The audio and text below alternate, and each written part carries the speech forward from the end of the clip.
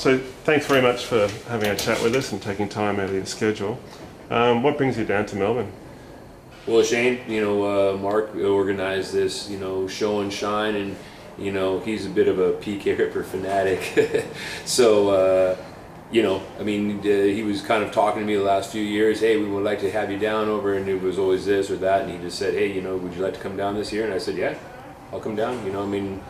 I came and raced here, not here in Melbourne, but in the Sydney area back in the early part of 1983. So, yeah, it's not my first time here, but it's my first time back in over 30 years. So, I'm pretty stoked to be here. I remember going to a race meeting. I think it was Wodonga, and your name was on the schedule. I wasn't sure. Like, my memory's garbage, so I wasn't sure if you actually showed up to that one in the end. I think it was you and Bubba Hayes were supposed to appear.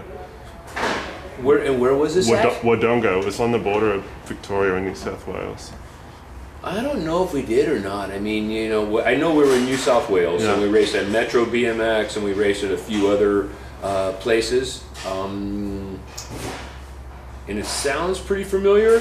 Bobby Campbell was the importer at that time of SE bikes, and Bubba Hayes and I were down here for like 2.5 weeks, and then we went over to New Zealand, and we're another 2.5 weeks over there. So we could have. So I don't remember that particular track, but I remember being there. So let's go back to the beginning. How did you get involved in BMX in the first place? Well, when I got first involved in BMX was just starting. It was even necessary just starting. It was all on Schwinn Stingrays, and we were just kind of changing our bikes to make them where we can jump them. Getting crossbars welded on our bars so they didn't bend, and we had a little track down on 12th in Arizona, and we were that was a couple blocks away from my junior high school, and I remember me and my buddies were sitting there like, badasses, smoking cigarettes and stuff before going to school, and this guy comes driving by in like a little school bus, and he's driving it, and he just asked us, he goes, hey, you guys ever race those things? We go, yeah, we got a little track right down there. He goes, no, for real. And we're like, well, no, what there's races? And he told us about a race at Palms Park. His name was Ron Mackler, and he ran the races over there. In fact, in 2014, he got special recognition in the BMX Hall of Fame. So we're like, oh, there's a racetrack, and so we rode our bikes out that night on Thursday night to go race, and kind of got our butts kicked over there, but it was awesome, and that was I got hooked, right from there. So what year would that have been? That was, I believe, right at the beginning of 1974. Late 73, 74, right at that period of time, yeah. So was there a national body then? No, well, I think the NBA, Ernie Alexander, he started running some races at Indian Dunes probably like a year or two before that, and Scott, I think, was running some races down in Long Beach, and these guys, the Dreyer brothers, were running races up in Malibu, but this was just like a local track, and we went over there, and we saw the guys, like the big name riders that was in my town was John Palferman and Tom Lund, and they rode for Rick's Bike Shop. Rick Toomey had this, I don't even know if he even had a bike shop, I don't think he did, but he had this kick-ass team, and we saw these guys there, and we're like, whoa, man, these guys are badasses, so that was right at the beginning, there wasn't really BMX bikes, it was just homemade, in modified Schwinns. So how long till you actually got your first BMX, traditional looking BMX bike? Well, what happened is I was racing a little bit, and then one guy let me borrow his bike. This guy, Victor Tripke, had a bike that was actually a homemade BMX bike. Alrighty. And he let me borrow the bike, and it had a raised bottom bracket, with long cranks, and I think I won. And so what they did at that time is they took the Schwinn Stingrays, and they would cut a little sliver out of the seat mast. And this guy, Richie Lee, he did that for me. He cut a little sliver out, and they squished the frame to raise the bottom bracket up. And that was my first real BMX bike, and I kicked ass on it. And they had in '74, the first big race series was called the Yamaha BMX Gold Cup, and I went to I had that bike, and I went to go race the race in San Diego, and you had to keep your bike in a little holding area. That bike got ripped off, right before the main event too. I thought I could have maybe won that race, but I didn't win that race. But my first real BMX bike was a modified Schwinn that really kicked ass. So I got this at that time there was some bikes out there. Dan Gurney bikes came out, and they made this monoshock bike, and they gave this bike to me. Terrible geometry. You know, the hardtail bike was good. The monoshock bike had a bottom bracket probably this freaking high, you know. And then this guy made these extended long cranks for me. Richie Lee made these. You know, my legs are maybe 30 inches at best, you know, and there was like an 8-inch crank, like 200 millimeter crank. And I raced in the Yamaha Gold Cup. I did good. I got 5th in the main, but I guess that would have been my first BMX bike. But the first really good bike that I got at the beginning of '75 on the Dirtmaster team was Webco. Oh, okay. How did you end up on the Webco team? The Dirtmaster team, just being in the right place at the right time. I mean, at Palms Park, Mike Devitt was kind of the main guy behind Dirtmasters, and they were going to go to that Yamaha Gold Cup in Northern California, and I was just starting to get good. And he said, "Hey, you want to go to this race with us?" I'm like, "Oh yeah, of course I want to go." And so I went with these guys, and right before the race, he goes, "Hey, you want to wear a Dirtmaster jersey?" I'm like, "Yes, please." You know, I was so stoked, you know. And so yeah, I just got on that team. It was a good team too, because Brian Ramazinski was already on the team. Robbie Dirtclot O'Hare, he was on the team, and then they brought on Stu. Stu got on the team. Bobby Watts got on the team. And then I was on the team. I was like, hell yeah, you know. So yeah, I was on the Dirtmaster team. So around that time, BMX as a sport was becoming more structured, and you were starting to race in national series. Well, I raced. They didn't have the national series. The biggest race, like I said, was at Yamaha Gold Cup. Yep. But at the beginning of '75, Ernie said, okay, they were going to have some national races, and the first one was in Arizona, in Phoenix, Arizona. So I went with the Dirtmaster team. So I raced that first one, and so I raced. That race, there was only 2 or 3 nationals actually that year. I raced that race. Then some guys went on tour that year, and they had, I think, another race back east or so like that. And then they had the Grand Nationals. '76 was actually the first year where they said we're going to have a national series and have like regional number ones and national number ones. And I went for, you know, I was in contention like for both of those. I didn't win either one of them. Scott beat me out at the last race. I ended up national number 2 in 1976, and I ended up regional number 3 behind Bobby Encinas and Neil Bonds. So that was 1976 was my first big year, you know. So from there you moved on to the Mongoose team, is that right? Well, I didn't move on to the Mongoose team. They formed. I was actually the first. Myself and Tinker Warriors were probably the first 2 guys, because when I went on tour in '76, Skip Hess, who started Mongoose, he paid for me to go on tour, and his wife Liz, she made up these. They went to like a little sports store and got these 2 like little short sleeve soccer jerseys, and just had like Kramer BMX products put on it. And then Tinker also was kind of like, you know, riding with a jersey, you know, kind of sponsored by Mongoose. At the end of not the last race, but the second to last race, actually Mongoose made a formal team, and it was Neil Bonds, Tinker Juarez, and myself. So we were the first 3 really Mongoose BMX riders, but I was probably the first one, you know, the first Mongoose rider. So I didn't move on to the team. We formed the team. So was that Moto Mag years, or did that follow on afterwards? No, Moto Mags was the first thing they came out with. I remember the first time I saw Moto Mags was at the Gold Cup final at the LA Coliseum. And like I said, I was on Dirtmaster team, and we were there, and all of a sudden Rick's bike shop comes pulling up, and he had this red van, which was a badass van. We all knew that was Rick's boys come up, and it was followed by this black Cadillac with like these darked out windows. We're like, what's this, you know? So they pull up, so it's Rick's van, Skip Hess was driving this Cadillac, and they pull these bikes out, right? And they're covered in sheets. You know, we're like, what's this over there? And they were sat underneath the sheets, you know, they could tell everybody's eyeballing because they're like the badass team, right? And they pull these sheets on, they had these yellow Webco frames with Moto Mags on. We're like, oh, what are those, you know? And I mean, everybody had Moto Mags after that. My Dirtmaster, the Webco bikes that we had in '75 for Dirtmaster were brown, because our colors were like brown and gold. They were brown Webco frames with gold Moto Mags. Oh, nice. You know, so in '76 it was kind of like you realized the Moto Mags were a little heavy, so not too many people actually raced with Moto Mags, but I raced with them sometimes. Yeah. You know, but you know, it was cool. So how long were you with Mongoose for? I was with Mongoose pretty much till the end of 1977. So 76 I competed and I did really good. And 77 just wasn't the greatest of the year for me, and it was the year I was graduating high school.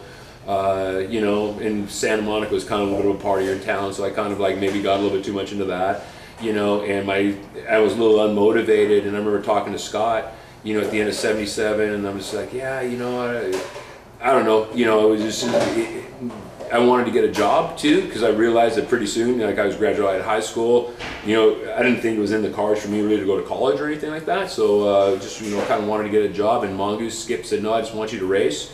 And I wanted a job, and Scott said, hey, I'm getting ready to start SE. You know, he already had SE, but he didn't have anything really going with it.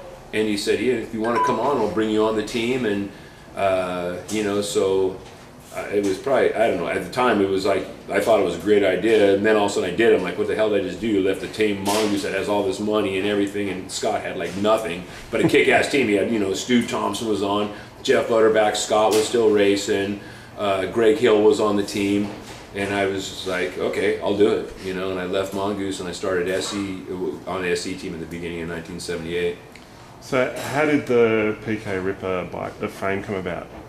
Well, first was a JU6, you know, Jeff Butterback. You know, Scott wanted to, you know, to name bikes after his team riders. He was going to have the JU6, the STR1, because JU6 was Jeff Butterback and he had national number 6. He was going to make the STR1 because Stu was number 1. He was going to make a bike called the GH Flyer because Greg Hill was on the team, and Greg Hill could fly really good. And that was kind of it, you know. But I got on the team, and what happened is when we came out with the JU6, I got one, as did Jeff, as did Stu, and I went to the first ABA National, and I won the whole thing. I won the pro class, and I won the trophy dash on it. Jeff, at that time, his dad was getting ready to start another BMX company called GJS, which stands for George, Jeff, and Scott. Not Scott Bradley, but Jeff's younger brother, Scott. And Jeff, you know, being a family guy, Jeff's like, hey, I'm going to go with my dad. You know, so Scott's like, well, and I was doing really good at that time. So, you know, Scott said, you know, this bike will be yours. So we did a few modifications to it and added the gusset up front to it. And he said, what do you want to name it? And we're sitting around one night and we're, you know, well, maybe, you know, my nickname, Byron gave me this nickname, oh, you Ripper, you know, you Ripper, dude, you're the Ripper, you know, and kind of tagged me with that, and it kind of stuck. And then we were talking about like the Pro Ripper, the PK Pro Ripper model, and it was the PK Ripper, and when soon we said it was like, that's it, you know. And it came out at the beginning of 1979, and then I won the first national on that, the NBA Winter Nationals. I won the pro class and won the trophy dash. Stu won the next race, and Stu was riding on a PK Ripper. I don't think he really liked riding that PK Ripper too much, but he won the Saddleback National, and then Rod Beckering won the third one, which was the Western States Championship. He won his class and the trophy dash. So the first 3 nationals of '79 were won on a PK Ripper, and it just went. It was great. What was the reception like? Because it was a aluminium frame, and I think the only other one I can remember about that time was a Racing.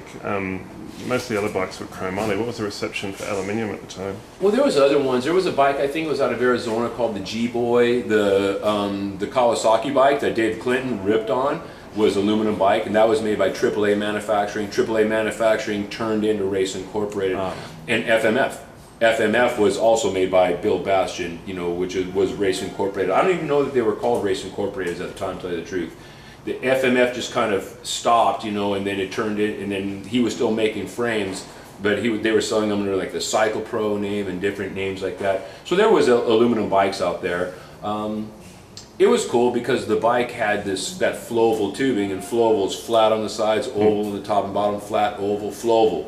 You know, we made that. You know, Scott always had these brilliant names. He was genius guy, you know, and we'd make, you know, different names, catchy names for stuff, and so it was pretty cool. I mean, it looked heavy because it had big tubes, but it was light and it rode good. Did you have any problems with them initially? Braking, cracking, anything like that when you first started riding them? Well, I didn't, but Rod did. And not a PK Ripper, it was when it was a JU6. And I don't know if it was the fact that there was not a gusset up front, or maybe the frame that he had, no weld penetration. But Rod, he was a big guy, a super smooth racer too, for a big guy, man. Unbelievably great rider. We're racing this race at the Los Angeles Coliseum. It was the NBA Grand Nationals, and they had these wood ramps, and Rod hits this thing, and he's ripping, and he hits this thing, and I think he overcleared it, and he may have landed too much in the front, and the front end breaks off, goes down, smashes his face, breaks his jaw. You know, it's like, oops. You know, so he had a big issue with it. And then we made the gusset on it after that. But, you know, I don't think the front ends broke off the PKs. There was the only thing we had, there was two places they broke. There was, we put too small of a seat tube on it, so we put the seat clamp on, they would break.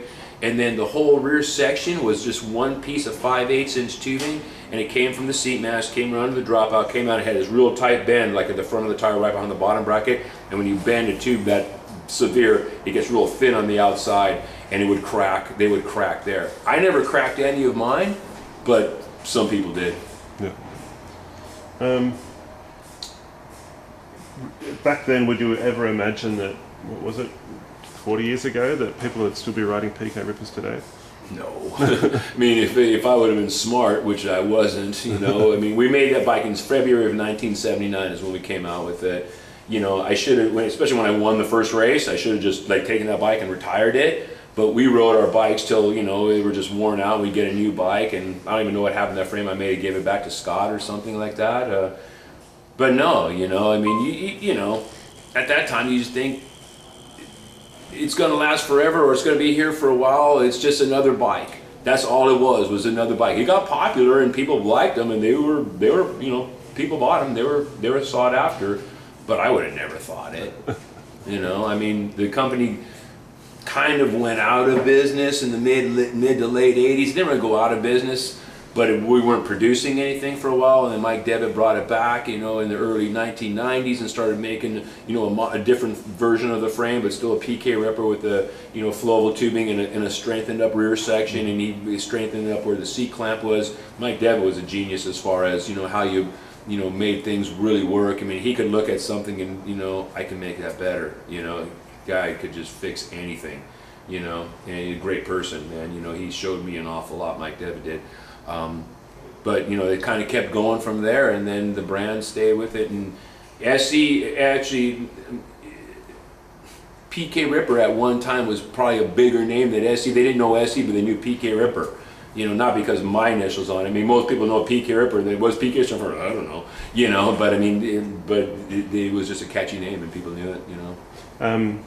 What do you think of the 26 and 29 variations of the PK Ripper these days? They're awesome. I mean, you know, here's a situation. It's like, you know, most guys that knew SE racing are old guys because it was popular in the 70s and early 80s, and when Todd Lyons got hooked on and they started making PK Rippers with a 26-inch wheel, it was like, oh, I've always wanted a PK, and now I got one that fits me. You know, I could ride it around. You know, a lot of guys are not into jumping or doing tricks on it anymore, but they still wanted a BMX bike to ride. Now they have kids and stuff, and that started a whole new thing, you know. And then when they had the PK Rippers, that there was a show called what was it, Rob and Black, or it was Rob Deerdeck and Big Black, you know, Robin Big is what it was the name of the show.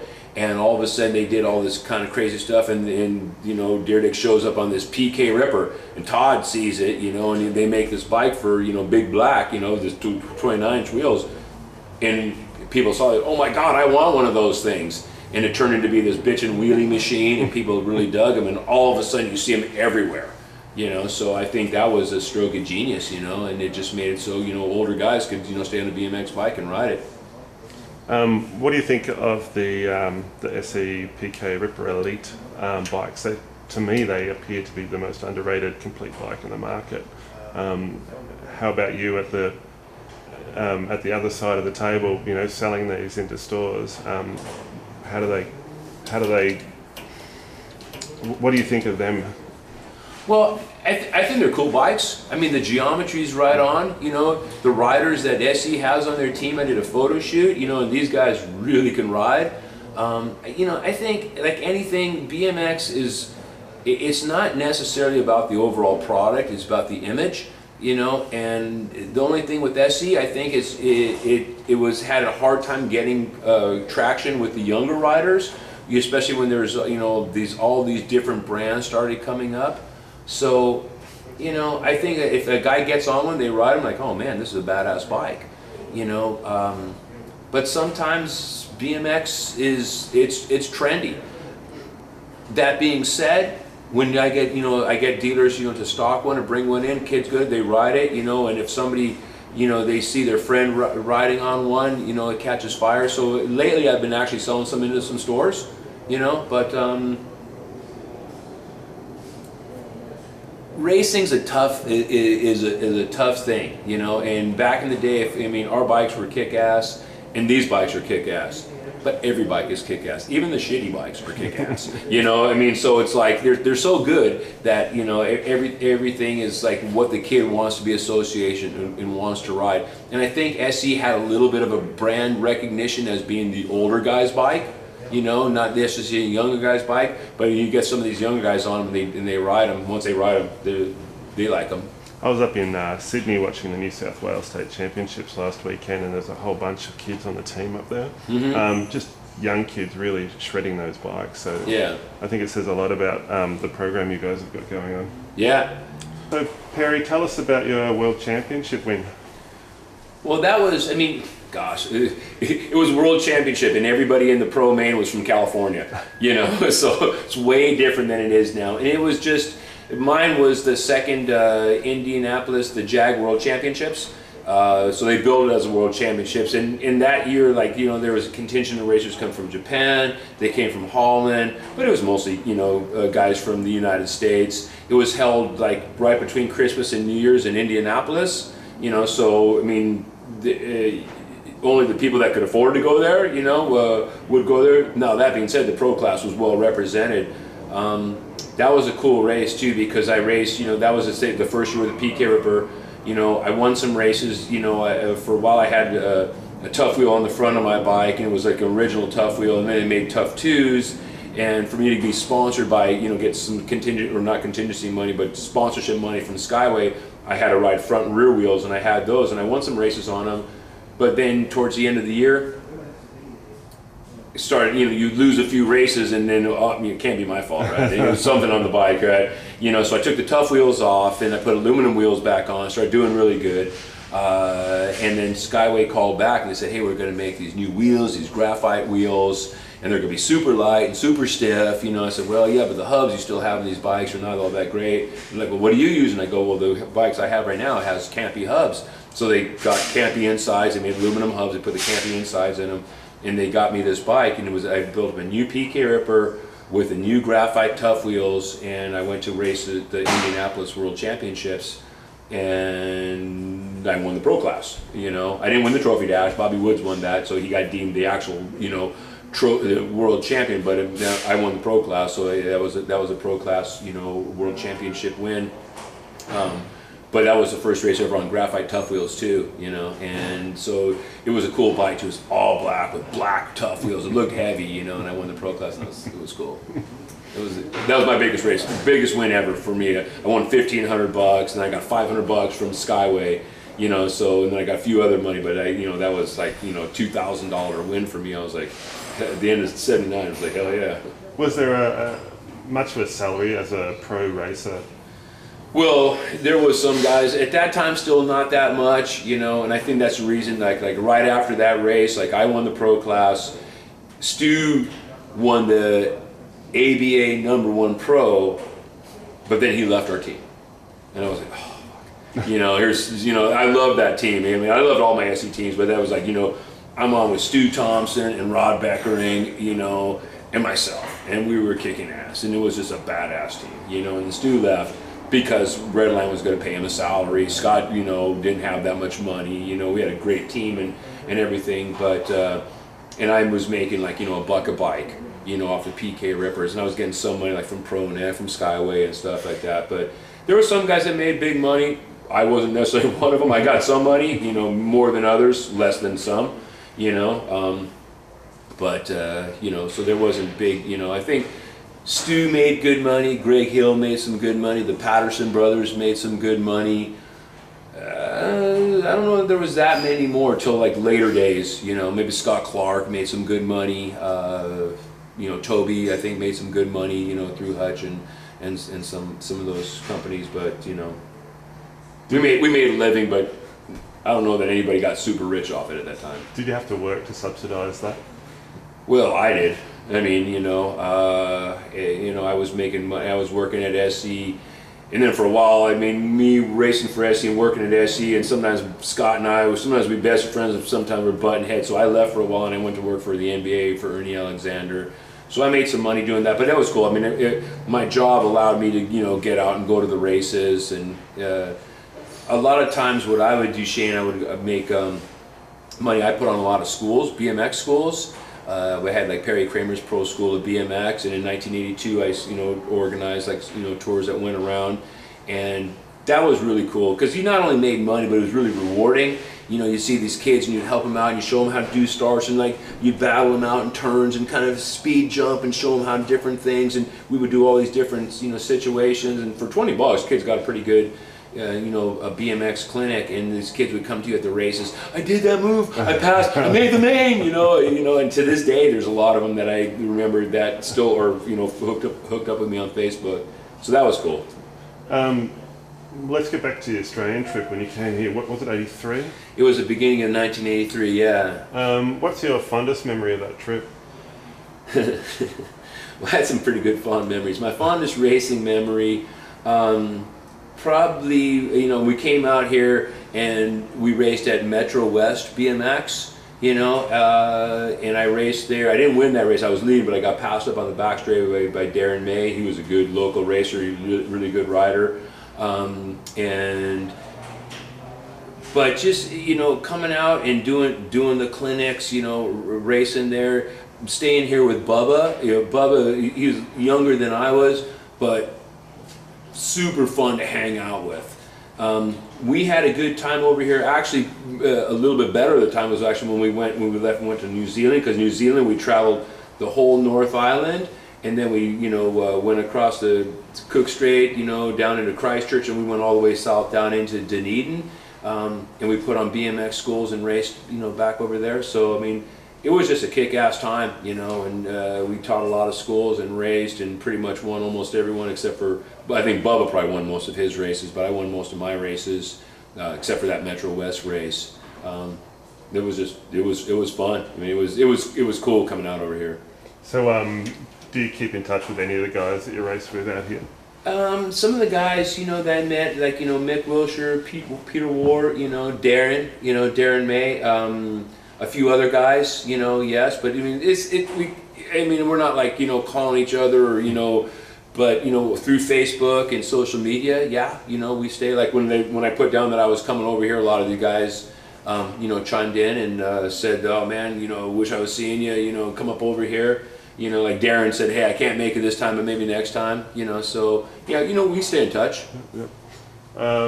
So what is this visit for? Well, this visit, basically, Mark has his, old school BMX show and shine, and he wanted to have it here, but now there's, they're bringing over some of us old has-beens, to, tell stories, and like tonight we're having a dinner party, it's my birthday, so they're having a little party, tonight, and just, Mark was gracious enough to, to offer to bring me over, and I said, heck yeah, I'll come on out. And we're going to do a ride tomorrow, and then the show's going to be on Sunday. And there's a lot of peak campers. I'm sure I'll sign a lot of different stuff. So yeah, it's like, I mean, it's tough because I had to take some time off work to go ahead and do it. But you only get so many opportunities in life to go different places, So when he said, hey, I'd love to have you come over and we'll hook you up, and I said, all right, I'm in. So let's go back to I guess the SE days. You said you were working with Scott at SE. Mm-hmm. Was that what kicked off your career in the bicycle industry? It did, yeah. Because I mean, like I say, when I came on with SE, he had a team before that, but they really didn't have anything they were selling. He was, had this. I'm going to make frames and make bars. We're going to make bikes. But when I first got on the team, we were all racing Mongooses. I remember getting the keys to the first place, in March of '78, and we're like all excited. We go into this little place and it's just this empty warehouse. And like Scott and I started, what do we do now? We start racing around our bikes, you know, inside Speedway. But yeah, so that got me into it, and I stayed, you know, off and on, you know, working with SC. I left SC in '83, and then '83 was like my last year of kind of racing, really. You know, '84 I might have raced a race or two, but I came back and I came back to work for SC, kind of on a part-time like basis, and then made it more into a full-time thing. So, you know, I was with them, and then, but yeah, so I knew a lot of bike dealers, I knew some industry people, but really what happened is, you know, at the end of '88, I really wanted to get back in the bike industry, not necessarily with SC at that time, because SC wasn't really doing much. I wanted to get into the regular bike business, not just the BMX side of it. And I sent a resume to a lot of different companies, and only a couple of them called back, but nothing really worked out. And then actually it was Skip Hess, you know, his dad was, you know, started Mongoose, and Skip Hess Jr., you know, he was doing product managing, you know, for Mongoose, and then he left there, and Giant came into the United States in 1988.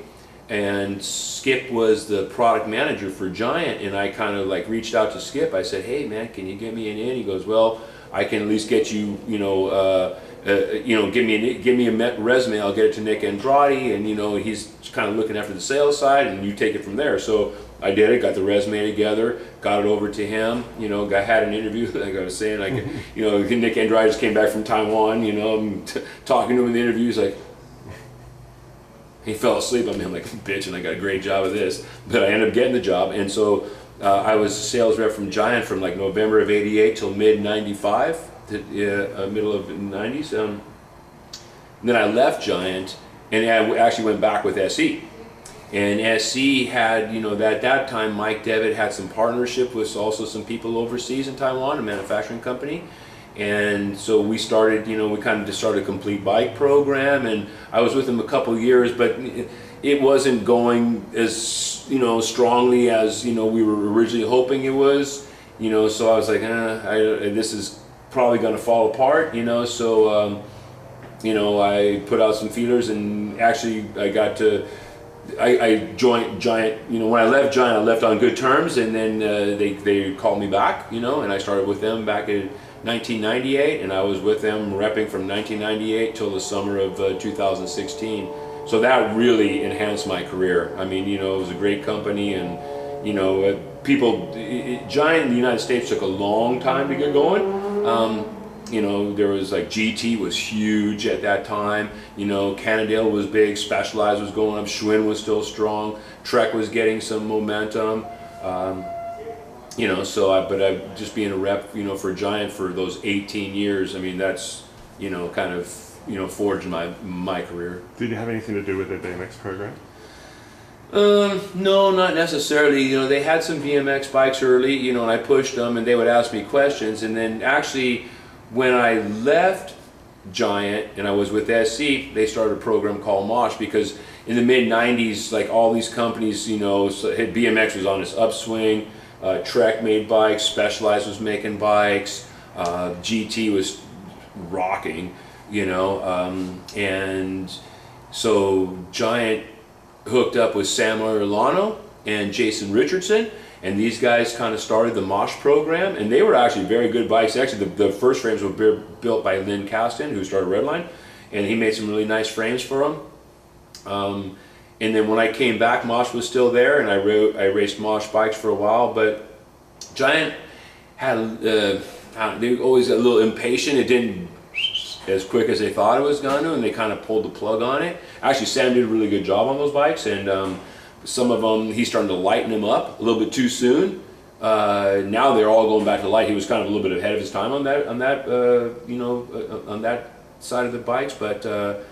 No, I mean, I sold them and got them out there and did really well with them, but, you know, they pulled the plug on Mosh, and then pretty soon they pulled the plug on Giant BMX, and, you know, I mean, Giant was doing really well on, like, mountain bikes and city bikes, so, you know, that's what paid my bills, so that's what I pushed in sales. So you're back home with SC now. You've been there for a while? I came on with, I'm an independent now, I'm an independent rep now, and Advanced Sports International owns SE bikes. They also own Fuji bikes. They own Breezer bikes. They own Kestrel bikes, and they have another brand that's called Tuesday bicycles, which is like really nice cruiser bicycles. So they, called me up in April and made me an offer to come back. So May 8th, I came on with them, and that's when I started, selling SE bikes as well as those other brands. What's your favorite bike in their lineup at the moment? My favorite bike is the biggest seller is the Big Ripper. They came out with this beast mode bike. Todd's a really clever guy. He kind of picks up on trends early. He was the first to make a 26-inch wheel, fat tire BMX bike, and then he made the 27.5, the 27 plus bike last year with the OM Duro, which has 2 different frame sizes and then 10 gears. But not every BMXer wants that, so they made the beast mode basically because Marshawn Lynch bought a PK Ripper fat bike. My personal favorite bike is a PK Ripper fat bike. It's not the biggest seller of the bunch. I love that PK Ripper Super Elite bike. The Flow of a Flyer, a Super Elite bike too. All their elite race bikes kick ass. I think they're really cool. I sell a lot of those big flyers now and the Blocks flyers because those are more of an affordable bike. In the States, they sell for like $550, which is a pretty affordable price. I know they're over here. They're a lot more over here. But I'm starting to see a lot more of those bikes. I don't know that I have a super favorite. Obviously with my initials on one, I like a PK Ripper. But the cool thing is, like even earlier today, a group of kids came riding up, 2 guys are on Big Rippers, 2 guys are on Big Flyers. They're telling me about, this guy's got an OM Flyer, this guy's got a beast mode. I just like the fact that these young guys now, it's a different type of riding because there's some more street riders, and they're all on one back tire, in the back tire riding it. But so what, man? These guys are like riding, they say, yeah, we ride 4 or 5 hours a day. These guys are telling me about they have MBS, Melbourne Bike Squad. They're all, naming it. And now these guys, we're getting called out MBS, so, that's cool as hell. So I think any of those bikes that, when I see them riding, I see the kids, doing it, it's cool. Do you think we'll see those guys on BMX tracks with those bikes? That's a tough question. And this is just my opinion, but it was kind of shared by a lot of racers, BMX freestyle kind of didn't kill BMX racing, but it sure as hell didn't help it. But it got a lot of guys on BMX bikes. But now you could do all kinds of different stuff, and you didn't have to sign up. You didn't have to go through the political stuff, the NBA, the NBL, the ABA, all trying to run races against one another. It's expensive to get a plot of land and have to pay for insurance and have to pay for sanctioning fees, and then plus pay your people to help run it. You buy a bike and you wheelie down the street, all it costs you is your bike and maybe brake shoes because you're running through them, so I don't know if they'll end up on the racetrack. Hopefully some of them will, but I think more of the riding is more for like expression than anything else. What's your take on BMX racing in the Olympics? Oh, it's awesome. I remember when they first built the track down at Chula Vista, when they were getting ready to open the track, and the track wasn't yet done, but they invited a lot of, like Stu, Toby, David Clinton, Anthony Sewell, anybody who would want to come down. They say, hey, come on down, guys over in the Hall of Fame.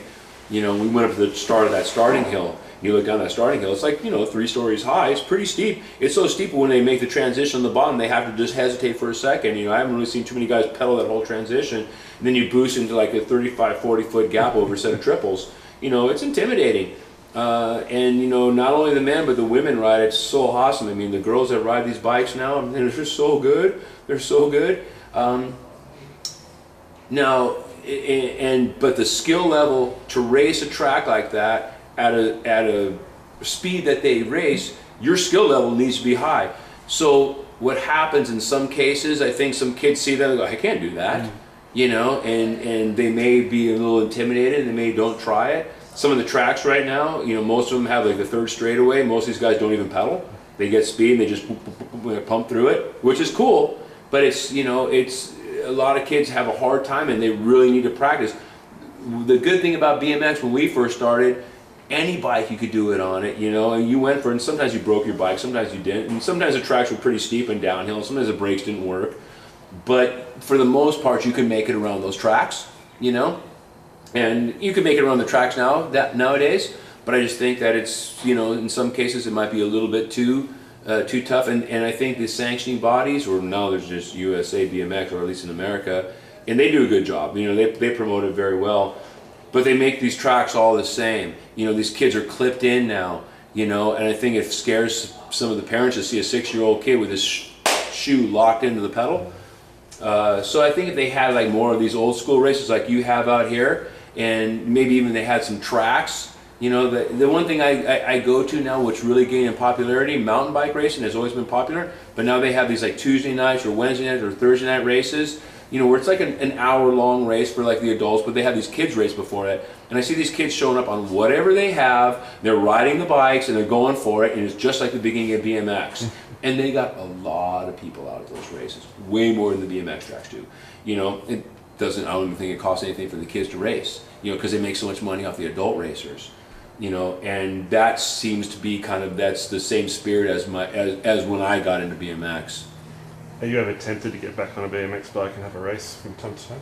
I have, and in some time, you know, I told a lot of these guys like last year I had some back issues, you know, and it caused some pressure on my legs where I had some numbness. I still have a little bit of this numbness, and it takes away a lot of the strength coming out of the gate, you know. So I don't know, maybe one day, you know, as much as I think about it, Shane.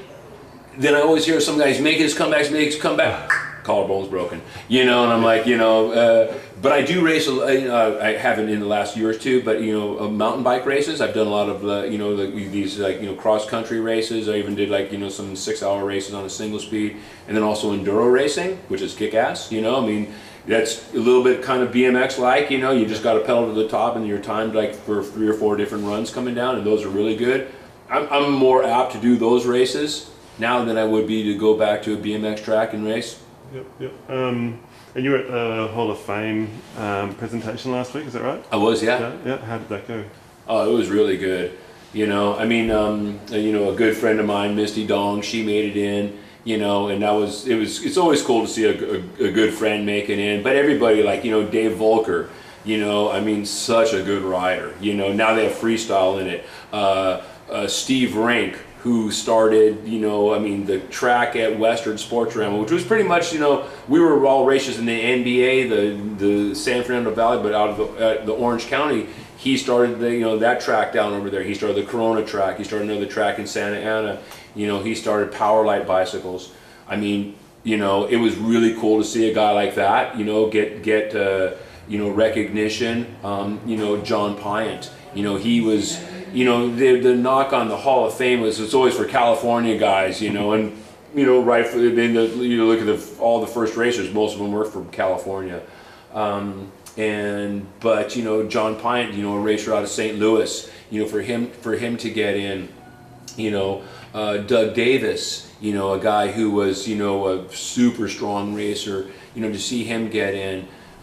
You know, to see these people get in, it's impressive now. When I got inducted in 1991. They did it at the ABA Grand Nationals, and, you know, the only people, and it's in Oklahoma City. You know, it's during Thanksgiving. The only guys that are there are going to be for the race. You know, the last, you know, 8 years in San Diego, and it's like everybody wants to go to San Diego.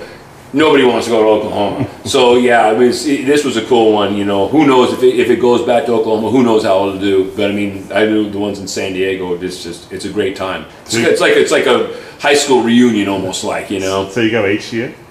I have for all the years that it's been in San Diego, and I went the one year that I went in Oklahoma. I never went to Oklahoma for it, yeah, except for mine. All right, I think that's all we got time for. Thanks very much for your time. And enjoy the rest of your stay. You're welcome, Shane. Thanks a lot. I appreciate you giving me the chance to chat on BMX Ultra. Cheers. All right.